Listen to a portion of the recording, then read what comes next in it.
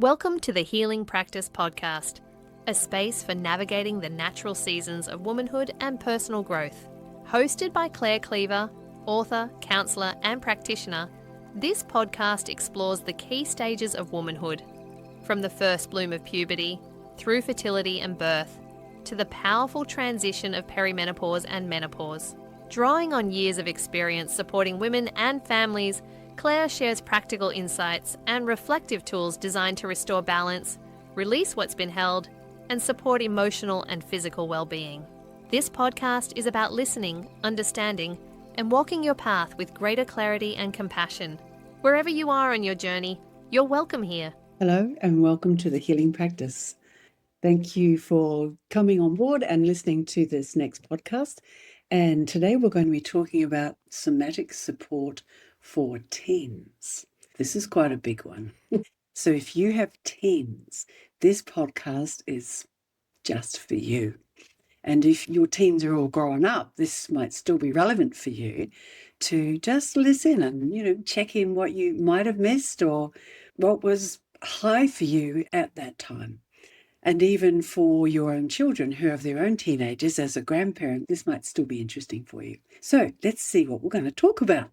I guess one of the main things is that when you're teen, and we're talking about the time of adolescence, it's anything from early teens, like 10 or 11, but we're talking more about that age of 11 through to probably around 17 or so, that particular phase.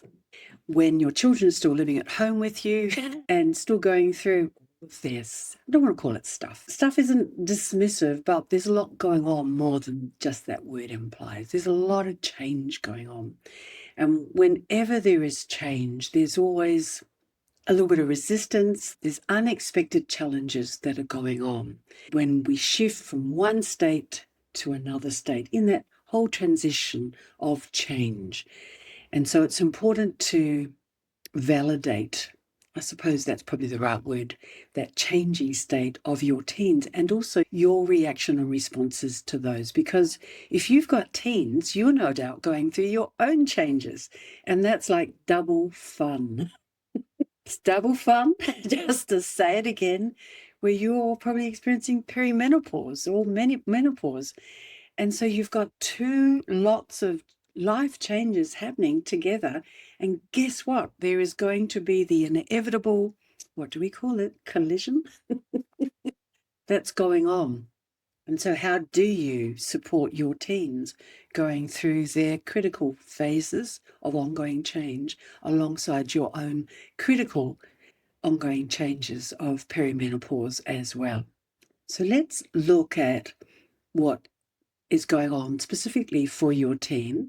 And I guess we often get a little bit confused and annoyed by our teens' attitude, and we think that they're being arrogant or dismissive or critical and that they have no right to have these feelings towards you because you are the one that are, who is providing this wonderful home and environment for them. So it seems like, I hate to say it, a kick in the guts when your teen reacts in the way that they do. And so it's easy to say, oh, they've just got an overwhelmed nervous system, not to speak of your nervous system being equally overwhelmed. And yet, being the adult in the room, you have to hold this space. And I guess that's the tricky part. How do you hold the space as the adult in the room who has also experienced their own adolescence, but no doubt a little bit differently?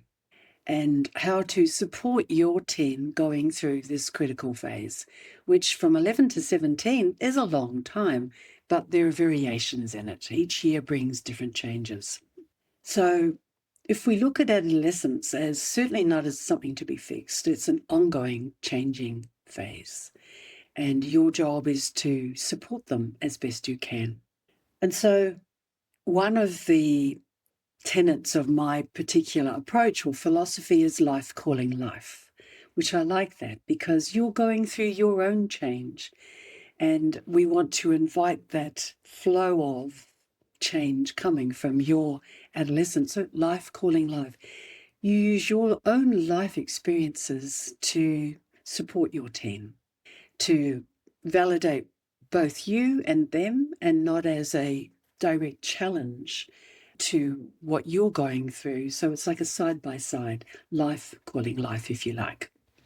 So let's have a look about how you can walk that journey, because that's what it is, without it completely overwhelming your own nervous system, and to understand that it's an accompaniment, that you are walking this journey side by side, and that it's not necessary to control their behaviour. Good luck with that one. If that's what you were thinking. And of course we think like that. Okay, I just need to exercise a bit more control around what my teen can do. And one of the quickest ways we do that is trying to restrict their behaviour in terms of things that they would like to do, like going out. That's easy. You're not allowed to go out or see so-and-so, or you have to be home by, or and on it goes. Or you have to be in contact with me and tell me exactly where you are going, and I need to have a text or something like that. Or they share their movements with you and you can see it tracking on their phone. So all of these things we do to ensure that our teen is safe when they're outside of our direct control. And so all of these things have to be done with grace, I suppose, is the right word here, but with the intention of that it is to keep them safe, but also to invite their permission.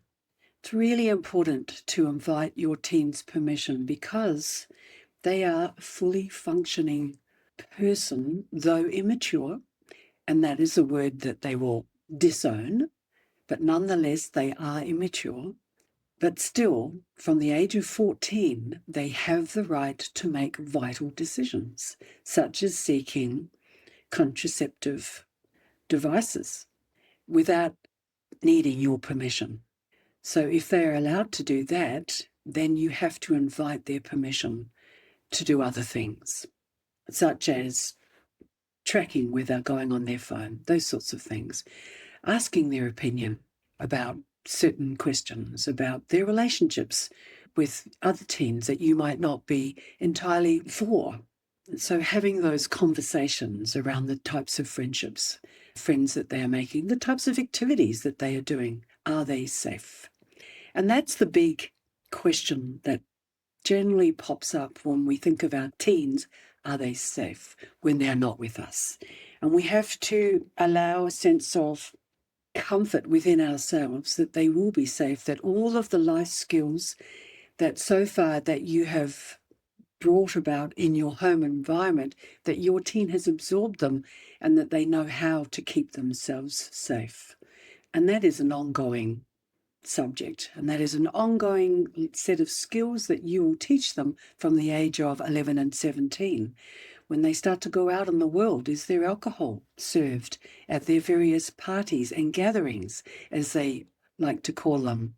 We used to call them just parties, but hey, they're gatherings now, and that's okay. But where does the gathering occur? Is it in a park? Is it in someone's backyard? Do the parents know?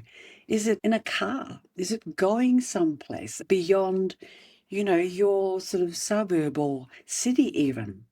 Are they travelling with a friend's family to a destination? Is there alcohol being served? All of these things come up with your teens, and we try to manage them as best we can. So it's useful to teach our teens how to understand their sympathetic nervous system, parasympathetic nervous system, and also your own. So you could be managing your own as well.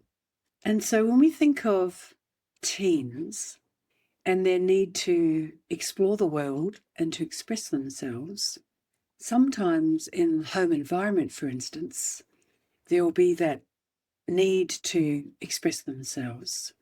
And with that can come a frustration that no one is listening.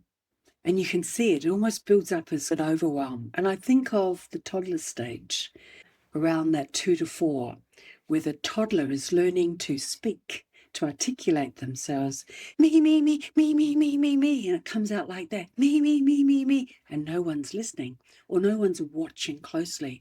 And then there is likely to be, woof, an explosion that's going to happen, because that little toddler, which then shows up again in that teen phase of needing to articulate themselves, no one's reading the room and they don't have the ability to read the room.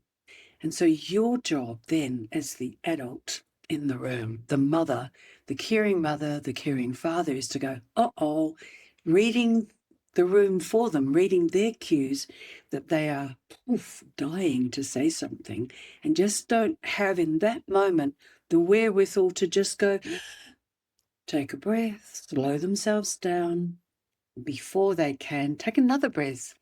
3 is generally good. Take another breath, slow down, and just one more for good measure. Take another breath and slow it all down. Those 3 breaths are magical. Not 1, that won't do it. 2 is getting there, but the third breath is, and that will reset your nervous system. It will reset that calm, that sympathetic, switch it over into parasympathetic, which is then engaging the vagus nerve, and we'll talk about that in just a minute. And that's the first response that you want to do, to just encourage them to breathe. Maybe make eye contact. I can see you really need to say something right now, and I can see it's important for you to say it, but just take a breath, and just do it with them. Just match them for a moment. Make eye contact. If they'll allow it, it's that grounding that goes on as soon as you do it. And then guess what? Everyone gets to calm down. Everyone starts to feel, just a little bit better. And then if they're into that, great. And if they feel like they want to say what they want to say, then go ahead. And there are lots of other ways that maybe you just need to step outside. But that's the most immediate response, the most immediate to capture them in the moment. And that teaches them, oh, okay, that worked. Yeah, I feel better. And then they just check in with themselves. How do you feel? How do you feel right now? Does that feel okay? Without having to be, the big counselor or anything like that.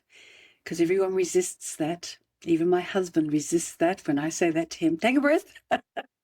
So it doesn't matter what age, but especially with teens, because they're very sensitive to being singled out for any of their identity changes. They want to be seen as a whole person. So we don't want to get fixated on these little things that they need a little bit of refinement with.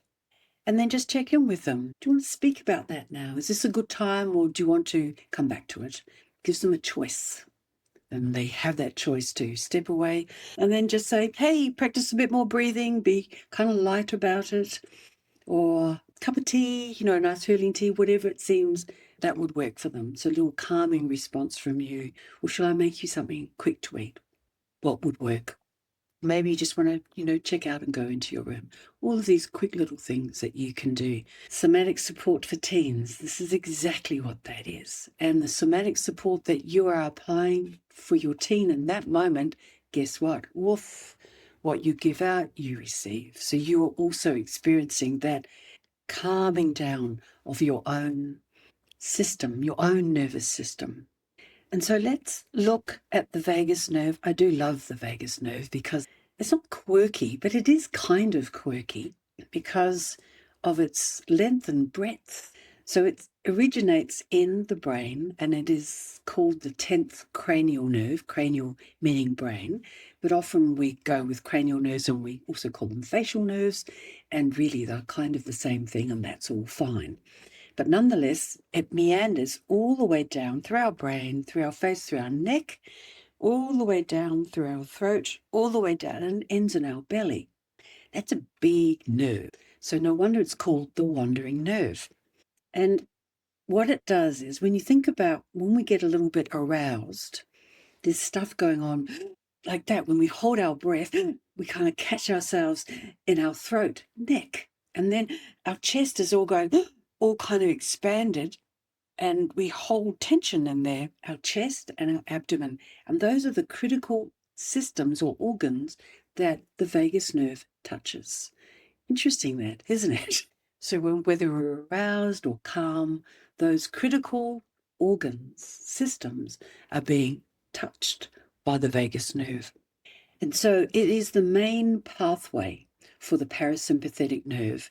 And in case you're not sure of what that does, it pretty much directs and controls the rest and digestive functions of our body. So rest, again, relates to resting activities. For instance, when we're sleeping, when we're doing restful things like yoga, like meditation, sitting still, reading a book, your parasympathetic nervous system is well and truly excited about that. Having a cup of tea. And then digest indicates post-digestion. Our body feels full, feels comfortably satiated. There is a comfort in that, a fullness, all our needs are being met. So the parasympathetic nervous kicks in at that time. And the vagus nerve is all part of that. Good activities that your teen would enjoy, talking to her friends, his friends, of course, chatting, texting, however they're communicating, face to face. These are all pleasurable activities. Hanging out with their friends, going out, getting dressed, getting excited about what they're going to wear, all of these things are all part of the parasympathetic nervous system, and the vagus nerve is getting fully involved.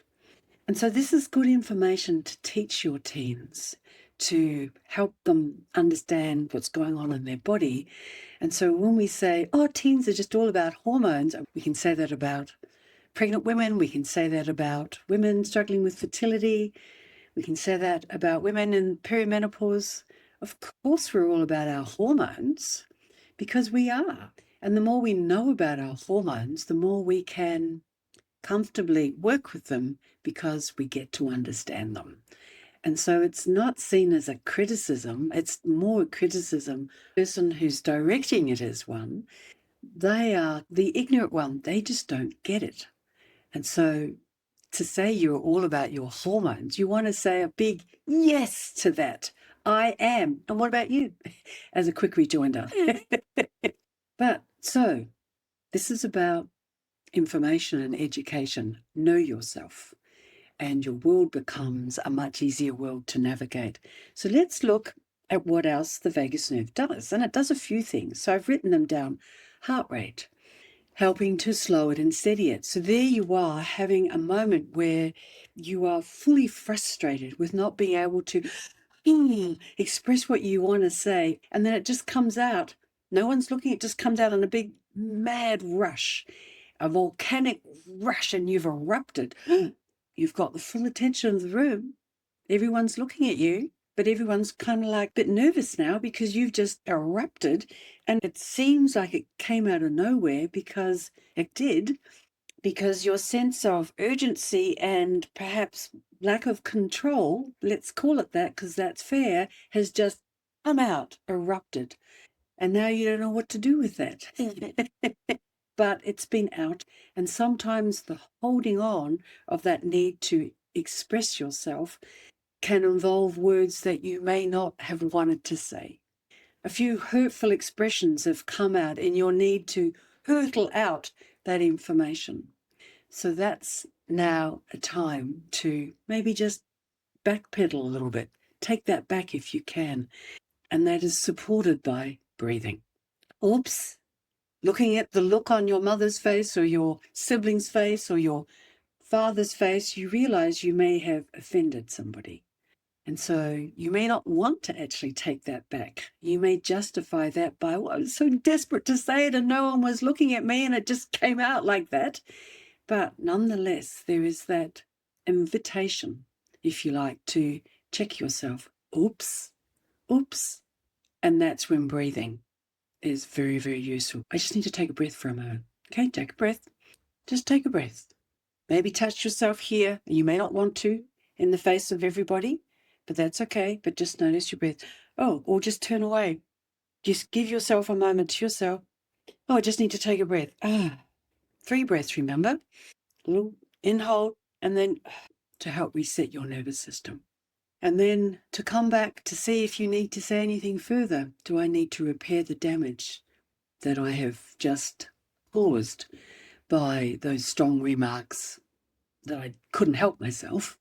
But now you can help yourself, because now you have a moment to just readdress that. Or if you feel that you can't say anything right now, I just need to come back to that, Mum. Oh, I'll come back to that. Okay? And just to withdraw a little bit and to consider what happened back then, what you said, how you said that, and if you need to do something about how it was delivered. Because guess what? You'll have plenty of those. There'll be plenty more of those eruptions to come. And so you will have plenty of time to practice a better delivery, a better articulation, and a better explanation afterwards, if necessary, to repair anything that may have been delivered poorly. So, digestion is big with the vagus nerve as well. And as we said, that if you're eating quickly and digesting information poorly, both the same things really. One is digesting food, one is digesting information. And so sometimes when we digest things quickly, there is a rush to pull things all there, but the vagus nerve is not going to be able to assist if there is agitation, if there is nervousness, if there is a rush or fatigue. Any of those things will interrupt the smooth flow of the vagus system, which is why eating calmly is always considered the best way to digest things. Food, nutrients, obviously, and information. And often teens do get into problems with digesting food because they might be in a hurry to go out, they might miss breakfast, they might eat rubbish, let's face it. They might digest stuff that isn't really good for their system. They might have harmful beverages, let's call it that. As well, they might imbibe certain harmful substances as well that are not good for them, but nonetheless, they're going to try them. That just comes with the territory of being a teen, and some of these things will definitely affect their gut, the well-functioning, the digestion of their gut, and also the production of good enzymes. So all of these things are all important, and the vagus nerve helps control a lot of that, which is why it's such a vital nerve to know about. And so it's important to be able to notice all of these things. A lot going on in your beautiful teen from 11 to 17, and a lot to notice. And therefore it's important to invite this ongoing discussion, communication between your teens so that you are on the same page together, that you are connected with them. Even though you're going through your changes and they are going through their changes, there is that inevitable butting heads. But nonetheless, you are, again, the adult in the room. You have to be bigger than the mood of the day, of their mood and your mood, to invite that check-in with them. How are you going? How are things? You look a little down today. You look a little, I don't know, what would you say? Your energy is flagging. What's happening? Tell me, how can I help? These are the questions you want to invite your teen, your beautiful teen that you've worked so hard to grow up. You want to invite them to talk with you. So all of these things, and they might sound funny, but your team might like them. Hey, I'm just going to give you a few tips how you can activate and energize your vagus nerve, because it does all of these incredible things. You might be interested to know about it. And did you know humming is such an easy way to activate your nervous system? And hey, you want to do it with me? So you can imagine your teen is going to say, "Stop, Mom, stop that." They're going to be embarrassed for you. And that's good, because you're going to still let them be embarrassed for you, but you're still going to show up and you're still going to do it. And so you go, I know it's embarrassing for you, but I'm going to hum again. And you don't have to do it with me, but go into your room if you like and just try it.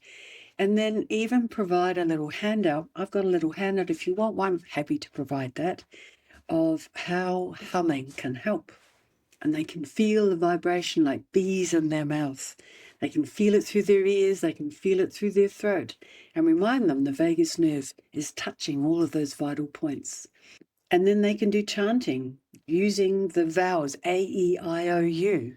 If they got taught like that at school, I know I did. And then they can use the humming, R-E-I-O, going through the scales of have fun with it.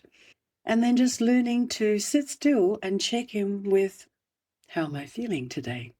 Just noticing how they're feeling. Again, touch points, one hand on their heart, one hand on their belly. How am I feeling in my body? Okay, and their throat, in order to be able to articulate what they want to say without it becoming an explosive volcano that freaks everyone out in the room, including themselves. So all of these things are very useful to be able to offer somatic support for your teen, for you in the moment, and obviously for them, but to teach them the refinement of these skills when they're not with you, because between the ages of 11 and 17, there'll be plenty of these, and they'll have plenty of time and practice to get it as good as they can, to build into a resourceful, resilient adult. So when they do have these moments, then they will know what to do about them. So I hope this podcast has been helpful for you. And again, if you need more information, do check out my website. And if you would like to have any sessions with me, I'm happy to explore this further with you. And I look forward to talking with you again. You've been listening Thank to the you. Healing Practice podcast with Claire Cleaver. If today's episode resonated, you're invited to continue the journey with Claire beyond the podcast. You'll find books, guided resources, workshops, and opportunities to work with Claire one-to-one at thehealingpractice.com.au. Whether you're seeking support, understanding, or a deeper connection to the season of life you're in, there's space there to explore at your own pace. Until next time, trust your body's wisdom, honour where you are, and move gently through the season you're living.